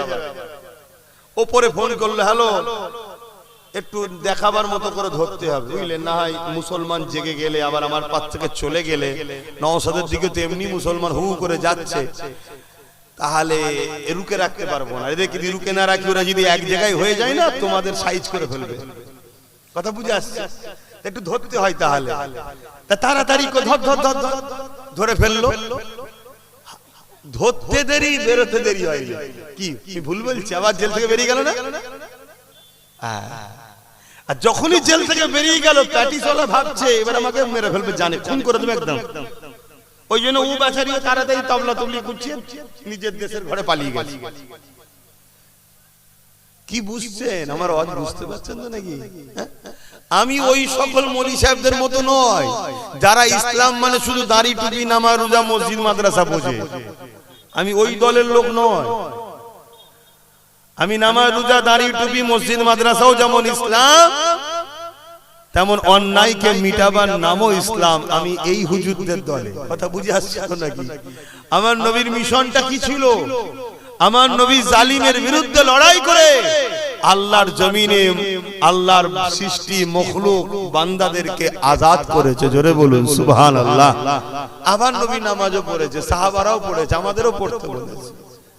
কথা কিছু বুঝে আসছে? মানে নামাজ পড়তে হবে, ওটা ব্যক্তি জীবনের কল্যাণের জন্য। আর সামাজিক কল্যাণের জন্য দুর্নীতিকে বন্ধ করতে হবে, জুলুমকে বন্ধ করতে হবে, খুনকে বন্ধ করতে হবে, রেপকে বন্ধ করতে হবে, নেশাকে বন্ধ করতে হবে। এটা কি ইসলাম নয়? কথা বলে। তো এইগুলো বন্ধ করতে গেলে ভালো ভালো রাজনীতির নেতাও দরকার আছে না? নাই? এই কথা বলছেন। এখন আপনার মসজিদের ইমাম যদি বলে সামনে পঞ্চায়েতে এই বুথ থেকে আমি দাঁড়াবো, ওই গ্রামে যারা নামাজ পড়তো তারা ইমামের বিরুদ্ধে প্রথম দাঁড়াবে, ঠিক তো নাকি? ইমাম সাহেব এই কাজ করলো কেন, ওই ইমামকে আর রাখা যাবে না। এই নামাজিগুলোকে দেখে আমার মাঝে মাঝে ভয় হয়, যদি উমর ফারুক যদি আজকে এসে বলতো আমি অর্ধেক পৃথিবী চালাই আবার নামাজ পড়বো, এই মুসল্লিগুলো উমর ফারুকের বিরুদ্ধেও লেগে যেত, ওর পিছনে নামাজ হবে না কেন, ও নেতা। কথা বুঝছেন তো নাকি? আমার কথা ভুল হয়ে গেল নাকি? তোমার গ্রামে বলো, প্রত্যেকটা গ্রামে সব থেকে স্বচ্ছ ভালো লোক কে? আমাদের মাঝে ইমাম। তো সেই ইমাম হয় কি করে? তারপরে নামাজ হবে না তো? ইমাম তো সে যে ওই গ্রামের মধ্যে সব থেকে ভিআইপি, তাই তো সেই ইমামতি করছে। তার পিছনে তবে দেখতে হবে। মসজিদে দাঁড়িয়ে আছে 50 জন, ওই 50 জনের মধ্যে থেকে যদি কেউ থাকে ইমামের থেকেও ভিআইপি, তাকে ইমামতি করতে হবে। শুনছেন তো নাকি? তাহলে সেই জায়গায় ইমামকে যখন আমি এত সৎ মনে করি, এত স্বচ্ছ মনে করি, এত ভালো মনে করি, তাহলে সেই ইমাম যদি বলে যে হারা আমি একটু দাঁড়াই না, তাহলে বিরোধী হয় কেন? আচ্ছা, ইমামকে দাঁড়াতে হবে না। ইমাম যদি বলে এক কাজ কর, আমি তো তোর ইমাম, আমার ভাইটা তো ও জেনারেল লাইনে পড়াশোনা করেছে, এলে একে কমসে কম দাঁড় করা, আমি দায়িত্ব নিচ্ছি, আমার ভাই কোনো সমস্যা করবে না, করলে আমি ইমাম আছি। ইমামের কথা বিশ্বাস করবে? তাহলে মুসলমান নিজের কওমে ধর্ম গুরুকেই বিশ্বাস করে না, এ জাতিকে লুটবে না তো কাদের লুটবে? আজ আমি আব্বাস সিদ্দিকী জলসা করি, ধর্ম প্রচার করি, আমি নাই কোনো জায়গায় দাঁড়াইনি, দেখুন আমি আমার ভাইটাকে দিয়েছি, তুই দাঁড়া। আর আমি লোককে বলেছি যে আমার ভাইয়ের সাথ দাও, আমি জিম্মেদার হচ্ছে আমার ভাইয়ের সাথ দাও। আমার কথা শুনে অনেক জায়গার মানুষ দিয়েছে, বিশেষ করে ধন্যবাদ জানাই ভাঙরের মানুষকে, তারা জিতিয়েছে আমার ভাইকে। কি আমার ভাই কাজ করছে না? পুরো বাংলায় সব জায়গায় লড়াই করছে না? করে না? হ্যাঁ কি না বলবে তো? না হয় সেটা বলো যে না করেন। আজকে একদিকে দিদি ওয়াকাবের বিরুদ্ধে, মুদি ওয়াকাবের বিরুদ্ধে, আর নওশাদ কি সুপ্রিম কোর্টে কেস চালাচ্ছে। এখনো যে কটা মসজিদ মাদ্রাসা কবরস্থানের উপর আঘাত হয়নি, এর কেস চালানো তো এখন রুকে আছে। এখনো খোঁজ রাখেন আপনারা? আপনারা তো তা রাখবেন না কেন? 200 টাকা তো দেয়নি, মুরগির বিরিয়ানি দেয়নি, খোঁজ নেই। তো যাক, একটা জিনিস বুঝাতে গিয়ে বললাম, ভাবুন কি আবার বলাটা হারাম হয়ে গেল যে এইটা কি হলো? সর্বনাশ সর্বনাশ সর্বনাশ। তওবা তওবা তওবা, জলসার মাহফিলে, ধর্মীয় মাহফিলে এ কি হলো? এটা মনে হচ্ছে নাকি? যদি এটা মনে হয়, সেই দিন মনে হয়নি নবী দিবসের ব্যানারে যখন ফাসেক ফাজেল, ইসলাম বিরোধী, পাক হতে জানে না, পিশাব করে ইস্তেঞ্জা করে পবিত্র হতে জানে না, ইসলামের দুশ্মনগুলোকে নিয়ে এসে যখন নবী দিবসে মেম্বারে তোলা হয়, মাইক ধরে বলে ভাইও বহনো বলে, তখন মনে হয়নি এটা কি হচ্ছে? যখন ইফতার পার্টির নামে আমার ধর্মের একটা ফরজ ইবাদতকে নিয়ে খেলা করা হয়, তখন মনে হয়নি যেটা কি হচ্ছে? যখন কলকাতায় রেড রোডে ঈদের নামাজে মহিলাদের যেতে নেই, মুসলিম মহিলাদেরও যেতে নেই, সেখানে একটা মাদ্রাসা মসজিদ দুশ্মন মমতা যখন রেড রোডে যাচ্ছে, তখন মনে হয়নি যে নামাজকে নিয়ে রাজনীতি হচ্ছে? আমার কথাটাই মনে হচ্ছে রাজনীতি হচ্ছে। তাহলে জানতে হবে তুই কপাল ফাটা হয়ে গেছিস, এই জন্য আমারটাই তোর বুকে ব্যথা হচ্ছে, আর অন্যটা তোকে মনে হচ্ছে এটা ঠিক হচ্ছে। কি গো, আপনাদের বুকে কারো ব্যথা হয় না তো? যদি হয় ওই একই লাইনে, তাহলে আবার ফেলো করি মা কোতেল, তুমি কি আমার পড়? আমার ডাইরেক্ট কথা দিনের জন্য বলে যাব, যার ভাল লাগবে নেবে, না ভাল লাগবে না লাগবে, আমি কি করতে পারি? আসর থেকে নামাজ আর কাজা নয়। আজকেই তওবা করুন যে আর কখনো খারাপ রাস্তায় নয়, যদিও হয়ে যায় সঙ্গে সঙ্গে আবার তওবা করুন। শুনছেন তো? আবার যদি তওবা করার পরে আবার হয়ে যায়, আবার তওবা করুন। কিন্তু তওবার সময় নিয়তটা যেন পাকা থাকে, কেন আল্লাহ অন্তরের খবর জানে। শুনছো তো ভাইরা? আল্লাহ অন্তরের খবর জানে। রাসূল পাক সাল্লাল্লাহু আলাইহি ওয়াসাল্লামকে সাহাবারা জিজ্ঞেস করছেন, হুজুর যদি তওবা করে আবার যদি পাপ করে আবার যদি তওবা করে কতবার? আল্লাহ নবী বললেন, যতবার তওবা করবে বান্দা আল্লাহ পাক ততবার ক্ষমা করবে। জোরে বলুন সুবহানাল্লাহ। কত দয়ালু আল্লাহ! সেই আল্লাহ ছেড়ে দিয়ে যুবক আমরা দূরে আছি। আমি বলতে আবার বাধ্য হচ্ছি, তোমাদের ওই বাঁশটা দিবার কারণ কি মনে হচ্ছে? ওই বাঁশটা দিবার কারণটা কি মনে হচ্ছে? এইটুকু বিবেক বুদ্ধি জ্ঞান আল্লাহ দেয়নি। ওই বাঁশটা দিবার কারণ হচ্ছে ওইদিকে সরষে চাষ করেছে যাতে চাষের ক্ষতি না হয়, তাই তো না? তাহলে ওই দিকটাই কেন রয়েছে তোমরা? দেখো কাকে বলছি, কে শুনছি।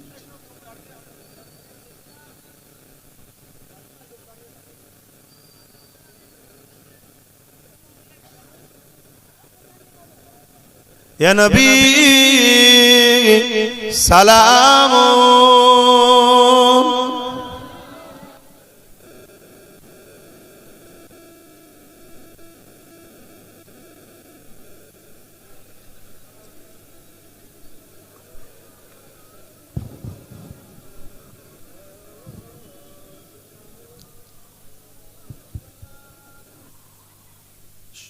যারা রাস্তায় আছেন নেমে আসেন না, এই সুযোগে নেমে আসেন চচ্চর করে, এখনই তো দোয়া হবে।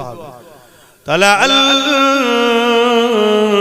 বাদরু আলাইনা মিন শানিয়াতিল ওয়াদাই ওয়াজাবা শুকরু আলাইনা মাদাগা লিল্লাহ আহিদাই ইয়া নবী সালাম ইয়া রাসূল ইয়া হাবিব সালাম।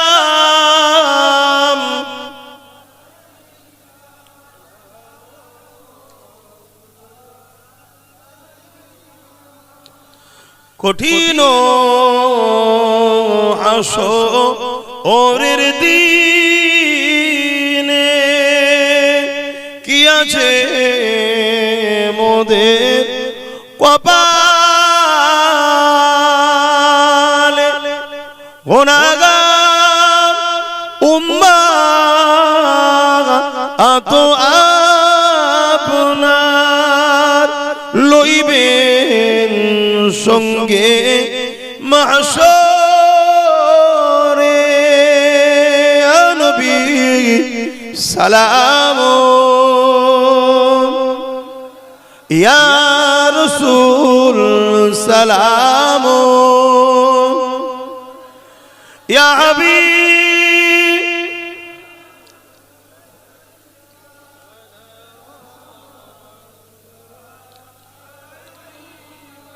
ভাই সংক্ষেপ করব, তার আগে একটা ছোট্ট কথা বলে যাব। কেন আমার ওয়াজকে নিয়ে নানা রকম ভাবে কাটিং করা হয়, ছোট ছোট ছোট ছোট করে ছাড়া হয়, 20 সেকেন্ডের, 30 সেকেন্ডের, 1 মিনিটের, 1.5 মিনিটের করে ছেড়ে সমাজে একটা বিভ্রান্তি তৈরি করা হয়।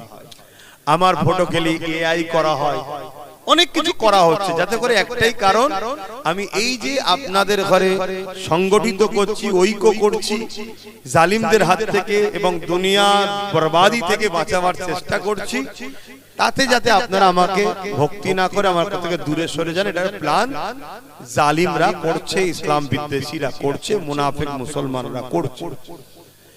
যেমন তার মধ্যে থেকে একটা বিষয় হলো, আমার একটা ছোট্ট বক্তব্য ছেড়েছে, আব্বাস সিদ্দিকী বলছে টিএমসি কে ভোট দেওয়া হারাম, ভোট দিলে ঈমান চলে যাবে। আপনারা দেখেছেন তো এটা? কেউ অ্যাকচুয়ালি কথাটা শুধু এইটুকু নয়, আরো কথা আছে। সম্পূর্ণ না দিয়ে এইটুকু যখন দেবে, মানুষের মধ্যে একটা বিভ্রান্তি ছড়াবে না? ছড়াবে। এর একটা বিভ্রান্তি ছড়াতে চাইছে, তাই পুরো বিষয়টা এসেছি যখন একটু আপনাদেরকে জানানো দরকার মনে হচ্ছে। আপনারা জানতে চান? হাত তুলে সাক্ষী দেন। জানতে চান তো? আলহামদুলিল্লাহ। বসেন, এই কথাটা একটু বলে দোয়া করে দেবো। দরুদ শরীফ আল্লাহুম্মা সাল্লি আলা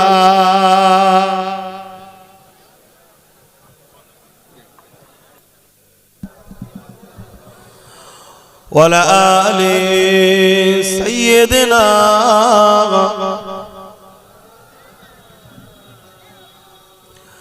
যাদের হৃদয়ে আছে আল্লাহর ভয়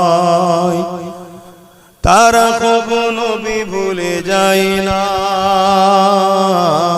আল্লাহ প্রেম ছাড়া এই দুনিয়া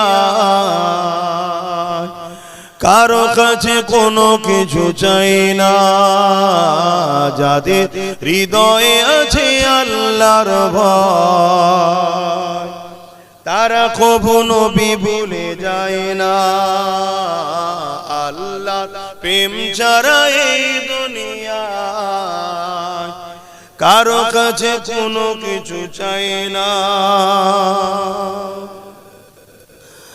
রাতের আঁধারে যারা সিজদাতে রয় দু চোখের আশাতে নদী যেন বয়। রাতের আঁধারে যারা সিজদাতে রয় দু চোখের আশাতে নদী যেন বয়। ছলনার ঘাছানি যতই আসো ছলনার ঘাছানি যতই আসো পিছনে ফিরো তাকায় না। যাদের হৃদয়ে আছে আল্লাহর ভয় তারা কখনো ভুলে যায় না। আল্লাহ প্রেম ছাড়া এই দুনিয়া কারো কাছে কোনো কিছু চাই না। দিন কায়েমের পথে যারা অবিচল তারা হলো আল্লাহর প্রিয়জন। দিন কায়েম বলতে কি? দিন কায়েম বলতে কি? যারা এই জমিনের উপর থেকে অন্যায় মিটাতে চায়, ঘুষ মিটাতে চায়, দুর্নীতি মিটাতে চায়, জুলুম মিটাতে চায়, নারীদের অধিকার দিতে চায়, এতিমের অধিকার দিতে চায়, বিধবার অধিকার দিতে চায়, সাম্য শান্তি ন্যায় প্রতিষ্ঠিত করতে চায়, তাওহীদ এর রিসালাতের মেসেজকে প্রতিষ্ঠিত করতে চায়, তারাই তো হলো প্রকৃত আল্লাহর পেয়ারা। এটাই হলো ইসলাম। জোরে বলুন সুবহানাল্লাহ। দিন কায়েমের পথে যারা অবিচল তারা হলো আল্লাহর প্রিয়জন। বাতিলের কাছে যারা হার মানে না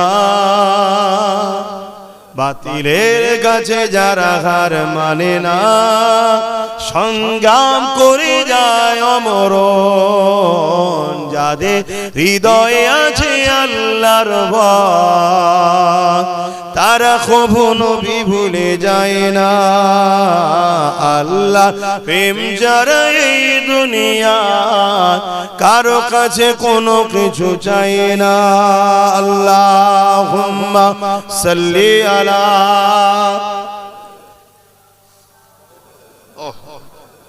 ওয়ালা আলি সাইয়্যিদিনা। ভাইরা আমার, সংক্ষেপ খুব সময় কম, এখনই নামাজ পড়তে হবে। যে কথা বলছিলাম, অ্যাকচুয়ালি হুজুর পাক সাল্লাল্লাহু আলাইহি সাল্লামের হাদিস পাক মুসলিম শরীফের হাদিস। আল্লাহ রাসূল বলছেন যে অন্যায় দেখলে হাত দিয়ে রুখে দাও, অন্যায় দেখলে হাত দিয়ে রুখে দাও। যদি হাতে রুখতে না পারো মুখ দিয়ে অন্যায়ের প্রতিবাদ করো। যদি মুখ দিয়ে প্রতিবাদ করতে না পারো অন্তর থেকে ঘৃণা করে দূরে সরে যাও। আর অন্তর থেকে ঘৃণা করে দূরে সরে যারা যায় এদেরও ঈমান আছে, কিন্তু ঈমান দুর্বল। ঈমান কি? দুর্বল। তাহলে অন্যায় দেখলে প্রথম নম্বর ঈমানের স্তর হাত দিয়ে রুখতে হবে। যদি হাত দিয়ে রুখতে না পারো মুখ দিয়ে প্রতিবাদ করতে হবে। মুখ দিয়ে প্রতিবাদী করতে না পারো কমসে কম অন্তর থেকে ঘৃণা করে দূরে সরে যাও। এই তিনটের মধ্যে কোনো গুণ যদি তার মধ্যে না থাকে, উপরন্তু সে অন্যায়কে সহযোগিতা করছে, সাপোর্ট করছে, তার মধ্যে ঈমান থাকবে না। কথা মাথায় ঢুকছে? অপর হাদিস শরীফ মিসকাত শরীফের হাদিস, আল্লাহ রাসূল বলছেন কেউ জালিম জানার পরেও যদি তুমি তাকে শক্তিশালী করতে চাও তাহলে তুমি ইসলাম থেকে বেরিয়ে যাবে। যে ইসলাম থেকে বেরিয়ে যাবে তার ঈমান থাকে। তাহলে প্রথম নম্বর হাদিসটা কি? অন্যায় দেখলে হাত দিয়ে, একটু বলুন বলুন তাড়াতাড়ি বলুন। যদি হাতে রুখতে না পারেন মুখ দিয়ে প্রতিবাদ, আর যদি মুখ দিয়ে প্রতিবাদ না করতে পারেন অন্তর থেকে ঘৃণা করে দূরে সরে যাও। বলুন, মসজিদ, মাদ্রাসা, কবরস্থান, ঈদগাহ, খানকার বিরোধী করা, মিটিয়ে দিবা, ষড়যন্ত্র করা, এটা ন্যায় না অন্যায়? কেন্দ্র সরকার এই ষড়যন্ত্র করছে না করেনি, তা নাই না অন্যায়? তাহলে অন্যায় যখন হাত দিয়ে রুখতে হবে, যদি হাত দিয়ে রুখতে না পারো মুখ দিয়ে প্রতিবাদ, যদি মুখ দিয়ে প্রতিবাদ না করতে পারো অন্তর থেকে ঘৃণা করতে হবে। তা না করে কোনো মুসলমান যদি কেন্দ্র সরকারকে ভোট দেয় তার ঈমান আছে? এটা আমি প্রথম বলেছি বক্তব্য, সেটা দেয়নি। কেন দেয়নি? আমাকে তো অনেকে প্রমাণ করতে চাইছে আমি বিজেপির লোক, শুনছো তো নাকি? আর মমতা হলো আল্লাহওয়ালা লোক, আমি হলাম বিজেপি। হাই রে মুনাফিক মুসলমান কিছু আছে না? না, চেষ্টা করছি। তাহলে এই বক্তব্যটা দিলে তোরা প্রমাণ করতে পারবে না, ওই জন্য এটা দেয়নি। তার পরেরটা দিয়েছে। কি দিয়েছে? তাহলে প্রথমে এর বিরোধী বলেছি যে অন্যায় করছে এদিকে ভোট দেয় সেই মুসলমানের ঈমান থাকবে না। দ্বিতীয় বলেছি সেই বিজেপির আইন, বা তখন তো দিল্লি চলে যাওয়ার কথা বলেছিল, এখন তার দিল্লি বলে না, এখন আইনটাকেই মেনে নিয়েছে। কি মেনেছে না? মানে না। তাহলে ডাইরেক্ট বিজেপি আইন করেছে, ওই আইনকে বাংলা সরকার মেনে নিচ্ছে। তাহলে ও যে অন্যায় করেছে ও সে অন্যায় করছে না করে না? ও মসজিদ মাদ্রাসার দুশমন, এও মসজিদ মাদ্রাসার দুশমন না? দুশমন নাই। তাহলে নাই করছে না অন্যায় করছে? রাসূলুল্লাহর হাত দিয়ে রুখতে হবে, যদি হাত দিয়ে রুখতে না পারে মুখ দিয়ে প্রতিবাদ করতে হবে, মুখ দিয়ে প্রতিবাদ করতে না পারে একে ঘৃণা করে দূরে থাকতে হবে। তা না করে কোনো মুসলমান যদি একেও ভোট দেয় এই রাজ্য সরকারকে, তার ঈমান থাকবে? আমি তো এইটাই বলেছি, এটাই বলেছি। তাও কি উদ্দেশ্য? মসজিদ মাদ্রাসাকে বাঁচাবার স্বার্থে। কথা বুঝে আসছে? এটা বলার পরে আরো বলেছি কি, কোরআন শেষ হয়ে যাবে কেউ যদি বলে ঠিক বলেছে না অন্যায় বলছে। কোরআন কি শেষ হবে? আওয়াজ দেন মুসলমানের গলায় শুন, কোরআন শেষ হবে? কোরআন শেষ হবে? কার কার আকীদা কোরআন শেষ হবে না হাত তুলে দেখান। কার কার আকীদা কোরআন শেষ হবে না হাত তোলে, লম্বা করে হাত তোলে। কেউ হাত তুলতে বাকি আছে কি দেখো তো পাশে পাশে, না দেখতে হবে মুনাফিক আছে না নাই দেখতে হবে। কেউ হাত তুলতে বাকি আছে কি আশপাশে দেখো। যদি এইতে কেউ হাত না তোলে সে যদি মুসলমান হয়, তার দুটো জিনিস হয়, গোড়াই গন্ডগোল হয়ে গেছে। কথা বুঝছেন তো নাকি? গোড়াই হাত না বান, গোড়াই গন্ডগোল বোঝেন তো? হ্যাঁ, এই খুব ভালো বোঝে। হয় গোড়াই গন্ডগোল হয়ে গেছে মানে জমিন আমাদের, চাষ অন্যজন করে দিয়েছে। হাই গোড়াই গন্ডগোল, আর নচেত ও ভালো ঘরের ছেলে কিন্তু আজকে ইসলাম থেকে বেরিয়ে বেঈমান হয়ে গেছে। কথা বুঝে আসছে না? এই দুটো ছাড়া তৃতীয় কিছু হতে পারে না। কারণ এখানে আমি খেলা করতে বসি। তাহলে ও রাজ্য সরকার বলেছে না বলেনি যে কোরআন শেষ এবং উন্নতি শেষ হবে না? ঠিক বলেছে না অন্যায় বলেছে? তাহলে হাত দিয়ে রুখতে হবে না? হবে না। মুখ দিয়ে প্রতিবাদ করতে হবে না? হবে না। অন্তত ঘৃণার দরকার আছে না নাই? তা না করে কোনো মুসলমান যদি ভোট দেয় ঈমান থাকবে? আচ্ছা, প্রসাদ খাওয়া আমাদের জন্য হালাল না হারাম? প্রসাদ খেলে গুনাহ হয় না ঈমান চলে যায়? জোরে বলেন। ঈমান চলে যাবে। কথা বুঝে আসছে? তাহলে সেই প্রসাদকে রাজ্য সরকার আমাদেরকে রেশনের মাধ্যম দিয়ে খাওয়াচ্ছে না খাওয়ায়নি? ঠিক করেছে না অন্যায় করেছে? জোরে বলো। তাহলে এই অন্যায় হাত দিয়ে রুখতে হবে না? হবে না। যদি হাত দিয়ে রুখতে না পারে মুখ দিয়ে প্রতিবাদের দরকার আছে না নাই? তা যদি না হয় অন্তর থেকে ঘৃণার দরকার আছে না নাই? তা না করে একে যদি আবার ভোট দেয় ঈমান থাকবে? আমি তো এইগুলো বলেছি, বলার পরে বলেছি যদি তোমরা মনে করো যে না একে রাখা দরকার, তোকে ক্ষমা চাইতে বল। ওকে ক্ষমা চাইতে বল প্রথমে। যদি ক্ষমা চায় যে আমার ওগুলো বলা ভুল হয়ে গেছে, আমায় ক্ষমা করে দাও, তাহলে এই ক্ষমার পানিশমেন্ট হিসাবে আরেকটা কাজ করতে হবে। কি? চেয়ারের চারটে পায়ার মধ্যে একটা পায়া আমাদের হাতে দায়িত্ব দিতে হবে। না হয় শিয়ালের তওবা শুধু বিশ্বাস করলে হবে না। কথা বুঝে আসছে তো? কারণ তুই আবার যদি ঘুরে আসার পর ডিস্টার্ব করিস, কিন্তু আমার তুই বসছি আরে, কিন্তু একটা পায়া আমাদের হাতে থাকবে। এই যে বসে আছে ভাই, বসুক না, কোনো অসুবিধা নেই, কিন্তু একটা যদি আমাদের থাকে ওখানে বসে পাকামো করলেই খুলে নেবো, গুঁজরে পড়ে যাবে। কথা বুঝে আসছে না? না, তো এইটা কি বলা আমার ভুল হয়েছে? না হুজুর বলে বলা যাবে না?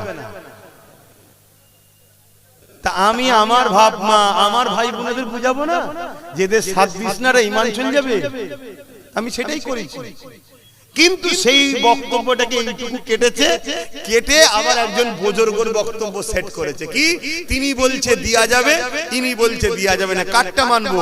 যে বুজুর্গের কথা সেট করেছে তিনি তখন বলেছে দিয়া যাবে, তখন ইনার মুখের উপরে মুখোশ ছিল, মুখোশটা ছিল 10,000 মাদ্রাসা করে দেবো, ডবল ডবল চাকরি দেবো, ফুরফুরাই রেল দেবো, 10% না কত পার্সেন্ট সংরক্ষণ দেবো। তখন ওই মুখোশটা ছিল, তো হুজুর মুখোশ বুঝতে পারেনি, তাই তখন বলেছিল ভালো কাজ যখন করবে তাহলে দেয়া যাবে, দে, অসুবিধা কি আছে। এখানে যতজন বসে আছে একটা সময় তারাও দিয়েছিল, কি দিয়েছে না দেয়নি। এখন জিজ্ঞেস করো তো দেবে কি?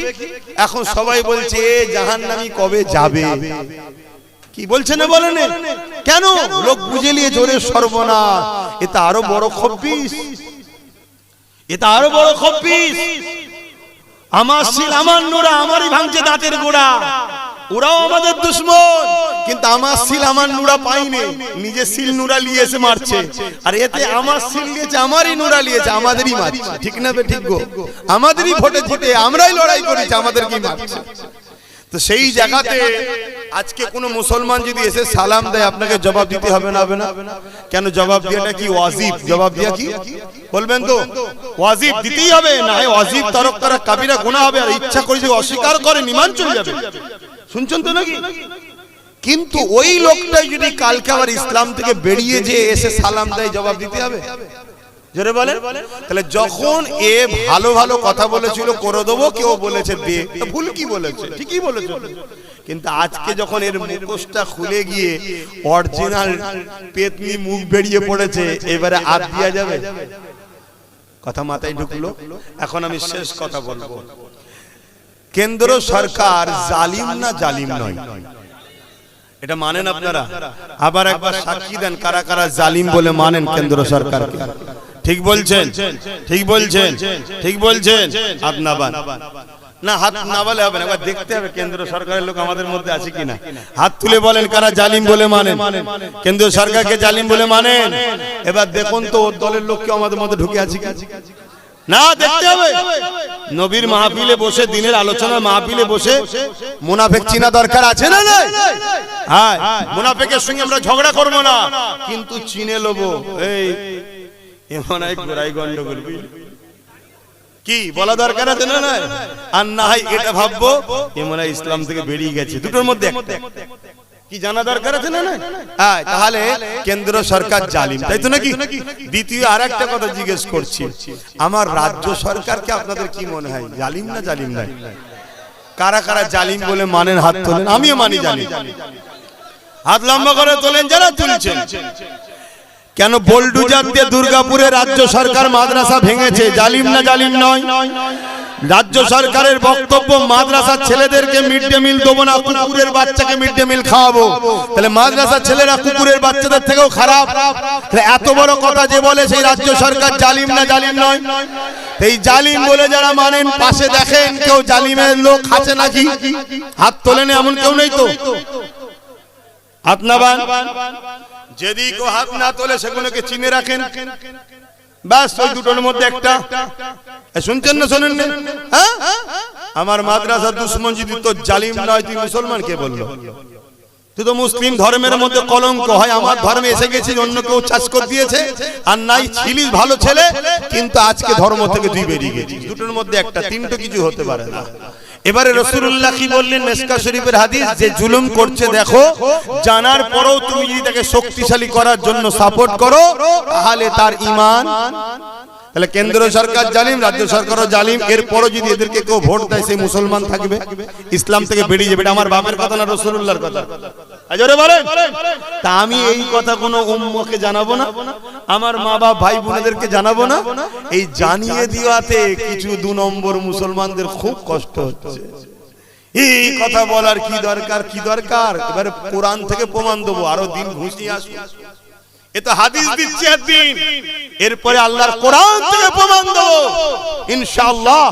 সে সব দলিল নোট করা হয়েছে, সব রেডি করে রাখা আছে, কোরআন থেকে প্রমাণ করে দেবো যেদেরকে আল্লাহর কোরআন কি বলছে এদের সম্বন্ধে। তো যাক, এবারে শেষ কথা, ওয়াকাফকে বাঁচাতে চান কারা কারা একটু হাত তুলে দেখা। আলহামদুলিল্লাহ, নারে তাকবীর, নারে জিহাদ। হাত না, বাঁচাবার রাস্তা কি? রাস্তায় নেবে শুধু হই হই করলে বেঁচে যাবে? একটা লোক লুহা দিয়ে এটাকে কাটছে, তা যদি কোনো জিনিসকে লোহা দিয়ে কাটে, আমারও যদি সেটাকে যে অস্ত্র দিয়ে কাটছে সেই অস্ত্র দিয়েই তো আমাকে রুখতে হবে নাকি? কথা মাথায় ঢুকছে? তাহলে ওয়াকাফকে যারা লুটছে কোন পাওয়ারে লুটছে? জোরে বলুন, সবাই বলুন, কোন পাওয়ারে? রাজ পাওয়ারে। তাহলে আমাদেরকেও ওয়াকাফকে বাঁচাতে গেলে রাজ পাওয়ারের দরকার আছে না নাই? যে পাওয়ারে ওরা আইন করছে ওই পাওয়ার দখল করে আমাদেরকেও আইন করে আবার ফিরিয়ে নিতে। ওরাও 100 বছর ধরে টার্গেট করে আজকে এই জায়গায় গেছে, আমাদেরকেও তো সময় লাগবে, কিন্তু রাস্তা ছাড়তে হবে। অলরেডি আমি জানতে চাইছি, দিদি আর মোদি দুজন মিলেই ওয়াকাফের বন্ধু না দুশমন গো? দুশমন। অপরদিকে নওশাদ সিদ্দিকী নবী বংশের আওলাদ, ওয়াকাফের দুশমন না বন্ধু? সে অলরেডি সুপ্রিম কোর্টে কেস চালাচ্ছে, যেটা প্রথম বললাম। তাহলে এই জায়গায় যে ওয়াকাফ বাঁচাতে চাইছে, ওয়াকাফের হয়ে লড়ছে, ওয়াকাফের হয়ে জেল খেটেছে, আমি হুজুর হিসাবে আমি তো পারিনি, সে যখন করছে, আপনি ইমাম হিসাবে পারেননি, সে যখন করছে, তার সাথ দেওয়া দরকার আছে না নাই? কারা কারা আমার সঙ্গে একমত তার সাথ দেওয়া দরকার? হাত তোলে। আলহামদুলিল্লাহ, আল্লাহ কবুল করে বোন, আল্লাহুম্মা আমিন। কিন্তু 500,000-এ বিক্রি হয়ে যাবেন না? যদি বিক্রি হন কি হবে বলেন তো? একটু শুনবেন না? একটু শোনেন কি হবে। এই কিছুদিন আগে বিহারে ভোট হলো, বিহারে শুনছেন তো? কিছুদিন আগে বিহারে ভোট হয়েছে। বিহারে ভোটে বিজেপির মিটিং এ গিয়ে অনেকে খুব নাচা নেমে যাচ্ছে। একটা বোন দেখছিল, একটা মাথায় হাত, একটা কোমরে হাত দিয়ে খুব নাচছে। তার কিছুদিন পরে দেখছি সেবার কাঁদছে। তো মিডিয়া জিজ্ঞেস করছে क्या बात है, क्यों रो रहे हो? बोलते अरे यार भाजपा वाला 10,000 रुपया दिए थे, हम तो वोट दे दिए, अभी वो लोग जीत के हमारा ही घर तोड़ रहे हैं। ওরা পয়সা দিয়েছিল, ভোট দিয়ে দিয়েছি যাদের বিজেপিকে, এখন তারাই জিতে আমাদের ঘর ভাঙছে। কাল তুমি যদি মনে করো যে পয়সা নিয়ে দিয়ে দেবো, খোদার ঘরকে যখন ছাড়েনি, তোমার ঘর কিরা ছাড়বে মনে হয়? এই ঘরটা ভাঙলে কেউ এর পাশের গ্রামের কেউ আসবে? কিন্তু খোদার ঘরের জন্য সবাই ঝাঁপিয়ে পড়বে। সেই ঘরে যদি এরা হাত দিবার সাহস দেখায়, তাহলে তুমি কি ভাবছো তোমায় ছেড়ে দেবে? অতএব সময় এখনো আছে, নিজের পায়ে দাঁড়াও। আমি জলসা করি, আমি ধর্ম প্রচার করি, আমি হুজুর, আমি কোন জায়গায় দাঁড়াতে পারছি না, তো কি হয়েছে? কিন্তু আমার উচিত, কেউ লড়ছে যখন তার সাথ দেওয়া দরকার। তাই নওশাদের সাথ আমি দিই, আপনারাও দেবেন। আর একটা কথা, এই নওশাদের দিকে শুধু মুসলমান নয়, সর্বধর্মের লোক ঢুকছে। এটাকে রুকার জন্য পরিকল্পনাও হচ্ছে। নতুন নতুন অনেককে নাবিয়ে দেওয়া হবে, নতুন নতুন অনেককে নাবিয়ে দেওয়া হবে। তারা অনেক আবেগ নিয়ে আসবে, কিন্তু তারা নিজেরা মুসলমান কি সন্দেহ আছে? দিদি বলেন এত বড় কথা বলছেন, হ্যাঁ আপনাকে খেয়াল রাখতে হবে তার ভবিষ্যৎটা কি, বর্তমানটা কি। আল্লাহ রসুল বলেছেন, পাহাড় সরে গেছে বিশ্বাস করো, মানুষ পরিবর্তন হয়েছে সহজে বিশ্বাস। তাহলে কাল ভবিষ্যৎটা দেখতে হবে। গতকালকে কেউ একজন ইসলাম কবুল করলো, আজকে তাকে ইমামতির দায়িত্ব দিলেন, একটু দেখা দরকার আছে না? না ঠিক আছে, ভালো কথা, এসেছে তো ভালো কথা, ওয়েলকাম, আহলান সাহলান, মুবারকবাদ, আসেন। কিন্তু আপনাকে দেখবো না 2-3 বছর, কি করছেন আপনি? আর এসেছে যেই খুশি হয়ে বুকা মুসলমান বলছে আপনি ইমামতি করেন, আপনি ইমামতি করেন। বলেন এর থেকে বড় বুকা আর কে আছে? একটু মাথায় রাখা দরকার আছে না? নাই। আমি জাতিকে বাঁচাবার স্বার্থে বলছি। আর তুমিও যদি সত্যি মুসলমান হও, তাহলে তোমারও তো মনে রাগ করা উচিত নয় যে আমি ইসলাম যখন কবুল করেছি, তাহলে সত্যি তো আমি এক্ষুনি কেন ইমামতি করব? আমার কিছুদিন বিশ্বাসের দরকার আছে না? নাই। আমার নবীকে আল্লাহ নবী করে পাঠিয়েছে না পাঠায়নি? কিন্তু 40 বছর ধরে মক্কায় মানুষের কাছে রাসূল পাক সাল্লাল্লাহু আলাইহি ওয়াসাল্লামের ব্যাপারটা বুঝিয়েছে, তারপরে প্রকাশ করিয়েছে যে দেখো সিস্টেম এটাই। কিন্তু হঠাৎ করে কেউ মুসলমান হলো আর তুমি তাকে বলছো চলে আসো, এটাই আমাদের ইমাম, ঠকতে হবে। দ্বিতীয় নম্বর, কিছু স্লোগান আছে যে স্লোগানের মধ্যে শিরক আছে, যে স্লোগানের মধ্যে শিরকের গন্ধ আছে। তার মধ্যে একটা স্লোগান হলো বন্দে মাতারাম। এই স্লোগানের মধ্যে শিরক আছে, শুনছেন তো নাকি? খুব সাবধান, এই স্লোগান দেওয়া যাবে। আমরা ভারতবর্ষের পূজা করি না, ভারতবর্ষের উপাসনা করি না, ভারতকে জানের থেকে বেশি ভালোবাসি। ভারতকে জান দিয়েছি, ভারতের জন্য রক্ত দিয়েছি, আগামীতেও দেবো, কিন্তু তা বলে ভারতের উপাসনা করি না। আমরা মুহাম্মদ সাল্লাল্লাহু আলাইহি ওয়াসাল্লামের উপাসনা করি না, আমরা উপাসনা করি একমাত্র কার? হ্যাঁ, একটু বুঝে বুঝে দল করো। দল করতে গিয়ে মুশরিক হচ্ছ না তো? এই কথা কোনো বলা দরকার আছে না? নাই? কে কে কষ্ট পেলেন? আল্লাহুম্মা আমিন। আয় আল্লাহ, আমার ডিউটি আল্লাহ, আমি চেষ্টা করছি বুঝাবার, আপনি কবুল করেন আল্লাহ। আপনি যদি কবুল না করেন আল্লাহ, কিছুই হবে না। আল্লাহ আপনি কবুল করেন, আল্লাহ আমাদের আশা বসাকে কবুল করেন। নামাজের জন্য দোয়া ছোট করছি, আল্লাহ যে যা সালে হাত তুলেছে কবুল করেন। আমার মা বোনদের সংসারে শান্তি দেন। সামান্য ভিক্ষালি আমার মা বোনেরা যেন ইসলাম বিদ্বেষীদের সঙ্গে সাথ না দিয়ে ফেলে। আল্লাহ আলেম উলামা ইমাম ভাই যারা আছে সবাইকে সংগঠিত ঐক্যবদ্ধ হওয়ার তৌফিক দেন। হে আল্লাহ, হাবিবের খাতে রহমত করে মেহেরবানি করে দোয়াকে কবুল করেন আল্লাহ। আমিন আমিন আমিন। বারহাক লা ইলাহা ইল্লাল্লাহ মুহাম্মাদুর রাসূলুল্লাহ সাল্লাল্লাহু আলাইহি ওয়াসাল্লাম। সকলে কাতার দেন, 20 মিনিট সময় আছে, ঘাবড়াবার কিছু নেই। কাতার দেন, নামাজ হবে। আমি মুসাফির হালে আছি, আমি 2 রাকাত নামাজ মেম্বারে পড়ে নেব। 2 মিনিটের মধ্যে নামাজ শুরু হবে, আপনারা কাতার দেন। আসসালামু আলাইকুম।